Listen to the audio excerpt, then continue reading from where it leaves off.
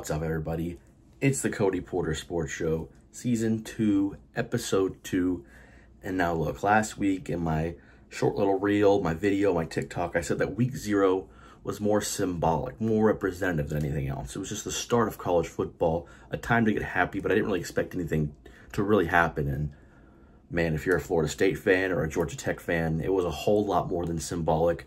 First week of the year, first game, Dublin, Ireland, and a top 10 team goes down in dramatic fashion. It was a fantastic game to watch, especially if you were rooting against the team that was favored in that one. But it's week 1 now. The season rolls along. College football never sleeps, and it's just a great time to be a football fan, a sports fan, college football fan. So like I did last year, and last year I started on TikTok before actually creating the show and going really in-depth with my picks. And I'm going to keep doing it. This year, I'm going to keep the same 5 best games every single week. I'm going to pick the outright winner, and I'm going to pick against the spread, see where I lie. Last year, and I'm not making this up, you can go back on my TikTok, on YouTube, see all my picks, and see, what the record was. I'm not lying. My straight-up picks, I was 59-32 overall. Against the spread, I was 38-58. So overall, picking teams pretty good, above average, and then the spread, I wasn't great. So I'm looking to bounce back. I've learned some things, learned some numbers, and we'll see if that translates to a better record this year. Who knows? So starting off tonight, Thursday night, huge game. There's a couple games that I'll get to later, but first game I want to break down, North Carolina going to Minnesota. Minnesota's a 2-point underdog, and the over-under set at 49.5. Minnesota last year, 6-7. It is PJ Fleck's 8th year at Minnesota, and I kind of think he's on a hot seat. You know, he comes in from the group of 5. He's had some good years at Minnesota, but overall they're just not competing in the Big Ten. You're never going to include them with the top dogs right now, and you haven't the entire time he's been there. I think this is a hot year for him, and their season win total is like 5.5. I think it's a big year for PJ Fleck, and he starts off with a massive challenge here in year number 8. Minnesota returns 13 starters from last year's team, 5 on offense and 8 on defense. At quarterback, Athan Kaliak-Manis transfers out. They bring in New Hampshire quarterback Max Brosmer, who threw for 3,500 yards, 29 touchdowns, 6 picks at the FCS level. So we'll see what he has to bring, moving up and playing big boy football, not just in the FBS, but in the Big Ten in Week 1 against North Carolina, a solid ACC squad. In 2023, they were 102nd in points per game at 20.9. Defense was a little bit better. They were 63rd overall with 26.7 points allowed. They returned 4 starters on the offensive line, which is a very good bright spot for them. And the next biggest part is Darius Taylor, running back who got hurt after starting the year fantastic, comes back in the bowl game. In just 5 games last season, Taylor had 799 yards and 5 touchdowns. I think the MO, obviously Big Ten football as usual, but that's kind of changed recently, especially with the addition of some of those West Coast teams. This is going to be a team that wants to run the ball, ground and pound, and let Brosmer work with the play action, with the short passes, work off that run game. If they can't get that run game going, I think it's going to be a long, hard season for Minnesota. Then you switch to North Carolina. Last year, 8-5. However, that was with Drake May, first-round pick, starting quarterback in the NFL. Now it's a transitional period. Mac Brown brings in Max Johnson for Drake May. Johnson, highly recruited, spent 2 years at A&M, 2 years at LSU. Now he's in the ACC. And under Mac Brown, it's been good offenses and bad defenses for UNC. That's just what it's been. They can score, but they can't stop the other team from scoring. Max Johnson played in 29 games, 5,800 total yards, 47 touchdowns, 12 picks, which is good. He doesn't really turn the ball over, but he just hasn't been that guy that people thought he would be at either of those SEC schools. Omarion Hampton, though, starting running back for North Carolina, superstar. He's going to be the focal point of this offense. And I think this is going to be a tough-fought game. I think it's going to be ground and pound versus ground and pound. I don't think you're only going to see the quarterbacks in real need-to-have-it spots.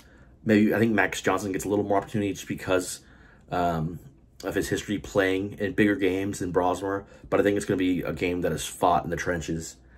Hampton, last year, 1,500 yards, 15 touchdowns. Last year, they played each other. North Carolina won 31-13. Like I said, that was with Drake May. The over-under is at 49.5. I do like that to go under. But my pick overall is North Carolina -2. I think they win by more than a field goal. I think it's a 24-17 game. North Carolina over Minnesota, and that's an under 49.5. Then we go to Clemson and Georgia. Now, you put this game, I don't know, 3 years ago, and Clemson was still at the high of theirs, and Georgia was beginning to build their dynasty. This is a crazy matchup. I wouldn't say expectations are low in Clemson, but with everything with Dabo Swinney and the transfer portal, I don't think anyone really believes Clemson, and they haven't for the last 2 or 3 seasons. And one reason is because of Cade Klubnik. He was kind of that next guy of, Dabo just bringing in an elite quarterback after elite quarterback after elite quarterback, because Dabo could recruit and could develop. It was a 50-50 game, and he was good at both. Now it's a 3-part game. You got to recruit, you got to develop, and you also got to hit the transfer portal. He doesn't do that one. So he's only, instead of getting, 100%, he's only getting 66%. So there's just something missing, and that's why I think a lot of people aren't taking Clemson seriously, and why this line is at 2 touchdowns, 13.5 points. This game is also an Atlanta neutral site game. I mean, it's in Atlanta. It's, what, an hour away from Georgia? I have no idea the actual distance, but not really a true neutral site game. They do return 10 starters. Clemson does 7 on offense, 3 on defense. Last year, Clemson was 9-4. It was their first year not getting to 10 wins in a season since 2010. So it's a elongated period of success and dominance for Clemson. Kind of started, you could see, coming to an end last year, and they hit the ground running here in week 1 against Georgia. Klubnik, 2,800 yards, 19 touchdowns, 9 interceptions, 55 QBR. That's 80th overall in the country. That's not what you're expecting out of Clemson, not what you're expecting out of a team that you want to compete in the ACC and wants to have a massive upset against the #1 team in the country. Phil Maffa, though, does come back. Even with Will Shipley at the backfield last year, he still got 960 yards, still got 13 touchdowns. He ran for 186 yards against Notre Dame last year. Maffa is the real deal, and if he has a big game, that's what's going to keep Clemson close. It's going to keep them into it. Georgia, on the other hand, dominant for the last few years. Went 13-1 last year. Largest margin of victory in a bowl game against Florida State. They returned 14 starters, 8 on offense, 6 on defense. 7 of those returners are all conference players. So just still a stacked roster, especially on that defense. Carson Beck, I think, is the favorite to win the Heisman. Last year, 24 touchdowns to just 6 picks, 3,900 passing yards. They were 5th overall in points per game last year at 39.5, and 7th overall in defensive points allowed at 16.3. I just think, as much as I do want to like Clemson, never dislike Clemson, never dislike Dabo Swinney, I just think everything's catching up to them, and I don't see how they can keep this within 2 touchdowns against Georgia. I like Georgia minus 13.5.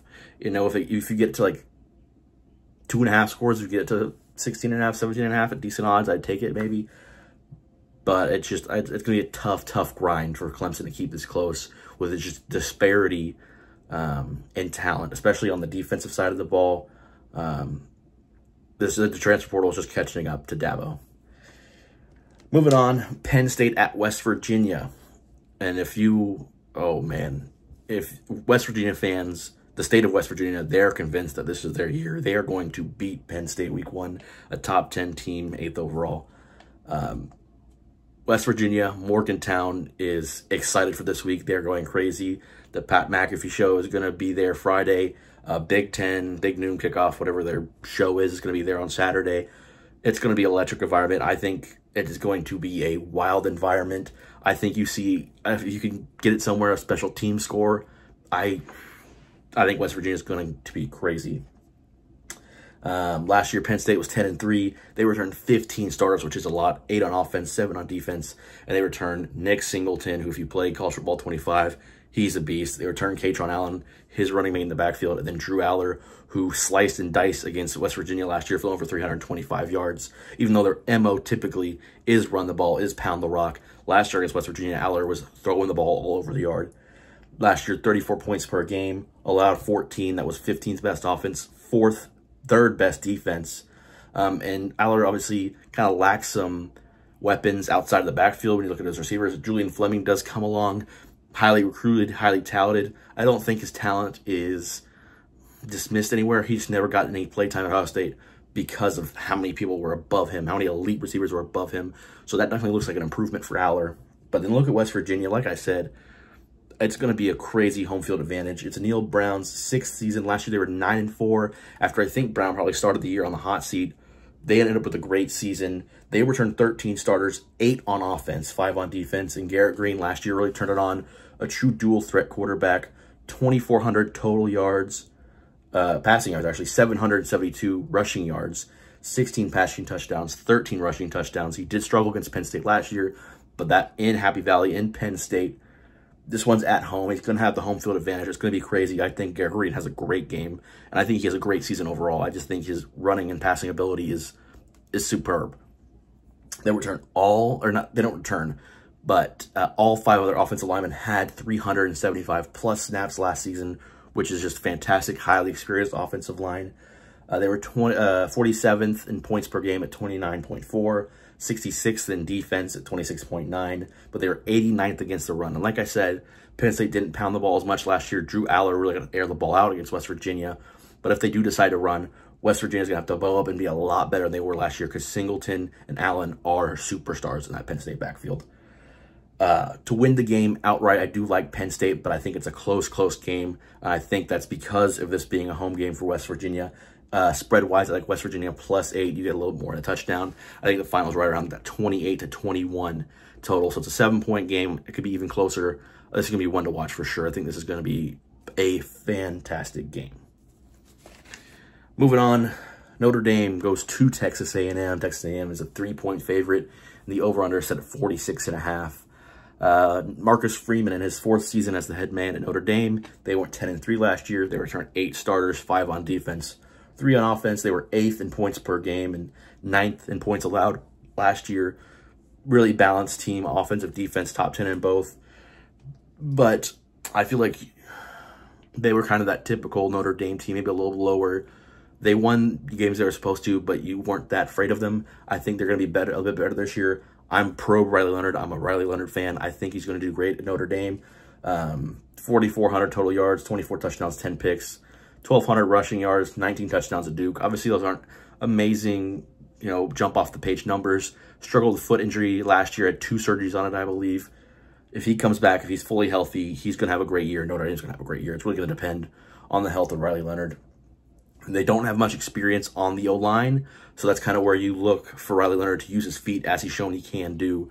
And then that question also arises, is that foot 100%? If he can run, if he can stay healthy, the O-line, I think, can manage it. Also lose Audric Estime in the backfield. I have no doubts about Riley Leonard. It's everything around him that can they support to be an elite team. We'll see, and they get tested right away at Kyle Field at Texas A&M. A&M last year, 7-6. Obviously, Jimbo's out. Mike Elko's back in. They returned 11 starters, 7 on offense, 4 on defense. They were 21st in points per game and 30, I don't even know what I wrote. I have bad handwriting sometimes. 39th in points allowed per game. Connor Wigman last year started 4 games and got hurt, but he looked fantastic. I mentioned I kind of dove more deep into him, what I think of him in the first episode. 979 yards, 8 touchdowns, 2 picks in the first 4 games. Didn't even complete that 4th one. He looked great to start the year. If he's back fully healthy, I think A&M also has a shot to be really, really good. They returned 3 running backs, 3 offensive linemen. I think A&M has a chance to be really, really good this year on the back of Connor Wigman. Overall, I like A&M in this one. I think these last 2 games I'm picking are the most bet on, via sports books, via Las Vegas. So that's something to keep an eye on. Is a lot of times, one of those 3 or 4 games where if everyone's betting on one side, it's a good idea to bet the other side because, Las Vegas doesn't lose money. But I got A&M -3. I also got under 46.5. I think it's going to be a real cagey game. It's 7-3, 6-0 at half, something like that. It ends up being about a 20-13 game. That's why I like A&M by a touchdown, 20-13. Low scoring, but this will be a good game to kick off the year, night game down there in Texas. Then on Sunday night, you got USC at LSU.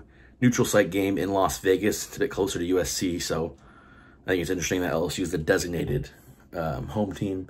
LSU is 4-point favorites. The over-under set at 64.5, and that's because these teams were both pretty bad at defense last year. Lincoln Riley 8-5 in his third year. He's 8-5 last year. Not really having the career so far. Obviously, only 2 full seasons at USC, but not having the career you'd think he'd have so far at USC, especially with Caleb Williams. Just hasn't won as much as you'd figured, especially based on what he was doing at Oklahoma and how he decided to leave Oklahoma and bring Caleb Williams to USC, to the West Coast. So it'll be interesting to see what happens. Miller Moss is going to be the guy who decides is Lincoln Riley, going to continue to build a powerhouse at USC, or is he not? Last year in the bowl game, he threw for 372 yards and 6 touchdowns. Just absurd. And if he kind of joins that list, if Lincoln Riley can continue to do what he does with quarterbacks, with Baker, Caleb, Kyler, Jalen Hurts even, if he could join that list, I think USC's in a really, really good spot. It's just to be determined because Lincoln Riley's defenses are not good. Brings in Danton Lennon from UCLA, had a top 15 defense. We'll see if that makes a big difference. But they gave up 34.4 points per game last year. That was 117th in the country. However, they were second in the country in scoring. So, when you have that high-powered offense with Caleb Williams, the #1 overall pick, you can give up a few points. So it'll be interesting to see how much, if at all, that defense has improved and how much of a step back that USC offense takes as Caleb Williams leaves. Who knows? LSU, last year 10-3. It's also Brian Kelly's third year.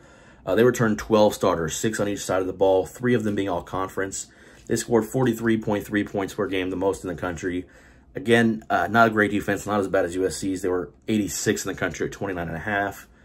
They lost Malik Neighbors, Brian Thomas, Jaden Daniels on offense. Those are huge, tremendous, unfathomable losses when you think of the #1 overall scoring offense in the country, how much that will be reduced with 3 NFL talents going.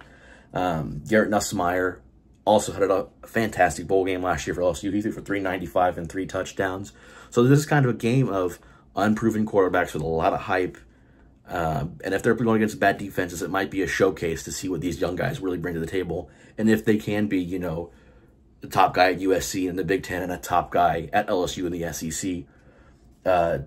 Also, a defensive change at coordinator for LSU. They bring in Blake Baker from Missouri, who had the 28th overall defense last year. Overall, when I first looked at it, I thought 64.5 was a huge total. I actually don't think it's that bad. I like LSU to win this game, but like I said, LSU and A&M getting a lot of the bets. I like LSU to win, but like USC to cover 4. Give me a less than field goal game so that USC covers and LSU still gets the win. I got a 35-34 game, 69 points if you like the total. But I like LSU to beat USC in a high-scoring matchup there on Sunday night. Other games I'd like to look at just briefly. James Madison is going to Charlotte. I think the total every 6 hours is just going up and going up after Charlotte's head coach, I think Biff Poggi, something like that. Crazy name, crazy looking dude. He does his press conferences and tank tops. He's just a fat old man. It's pretty sick. But he said half of their starters are out for week 1, which is crazy. I don't think JMU will be as good as they were last year, especially with Kurt Cignetti leaving and going to Indiana. But I think as long as you can get JMU as a favorite, up to 10 points, take it. Just Charlotte, not a great team. Plus, they're missing most of their starters. I like JMU minus 8.5. That's what I got it at. Miami at Florida. I'm a Florida homer, Florida fan. I'm upfront about it. I'm not going to lie to you about my biases. Take them at plus 2.5. I also took them at money line, but plus 2.5. Home game, the Swamp.